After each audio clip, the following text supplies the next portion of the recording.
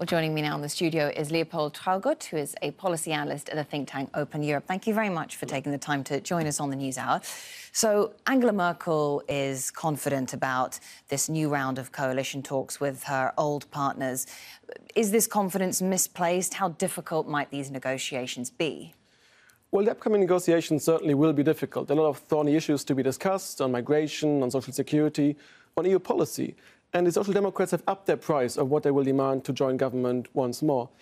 Nevertheless, I still think there's a lot of common ground between two parties, ground they share.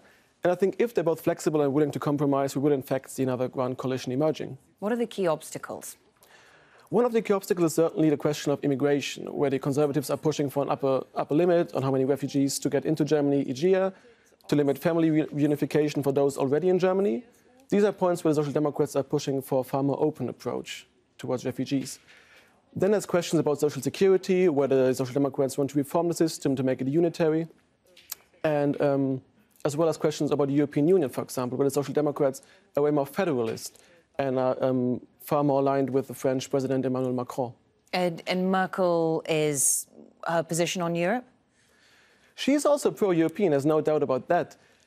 But I think she's far more cautious about how far she's willing to go along with the ideas of Emmanuel Macron. She would also, for example, be fine with creating a European Monetary Fund or with having a Eurozone budget. But it would not be as large scale, for example, as the Social Democrats would like to have it.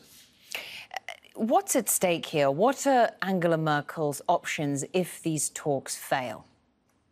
The risk is that if these talks fail, there are not many good options left on the table. The only two things she can still do then is, first of all, to do a minority government, where you would rely on flexible... She's ruled that out, majority, right? Which she has ruled out, but people have ruled out a lot over the last weeks in Germany and then come back to it, so we never know. And the second one would be new elections. But if we look at the polls, we see that the result would basically be the same as in September. The Greens have gone up a bit, the Free Democrats have gone down a bit, but basically the result of new elections would be the same. So it's quite unlikely. Right. So if she was to run for the chancellorship again, her performance would not be any stronger or any weaker than the inconclusive election last September. It would be virtually the same. If we look at the polls, it would be virtually the same. Obviously, people change their minds, but most likely things would not really change. What are the problems for her in terms of her position within her own party? Well, for the last 12 years, Merkel has been the uncriticized champion of her party, basically. Now, there's been a lot of talk about the imminent demise of Merkel, about her exit from the political stage, but this has largely been doom-mongering, really exaggerated. If we look at the current polls, we still see that 9 out of 10 supporters of her party think she does a good job as a chancellor and want her to run again and govern the next 4 years. So she still is in a strong position, but nevertheless, people obviously start to think about who comes afterwards, who will succeed her.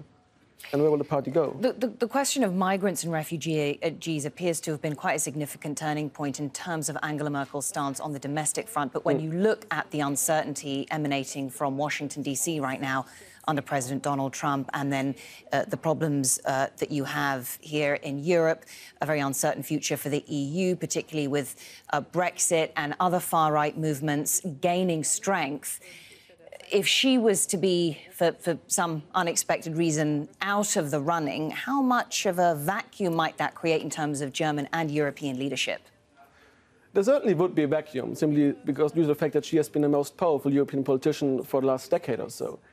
Nevertheless, I don't think the vacuum would be that large, seeing that Germany politically wouldn't change too much anyway. We would still have the same party leading Germany, the same second strongest party.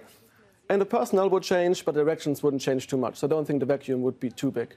All right. Well, thank you very much, Leopold Traugott, for your analysis.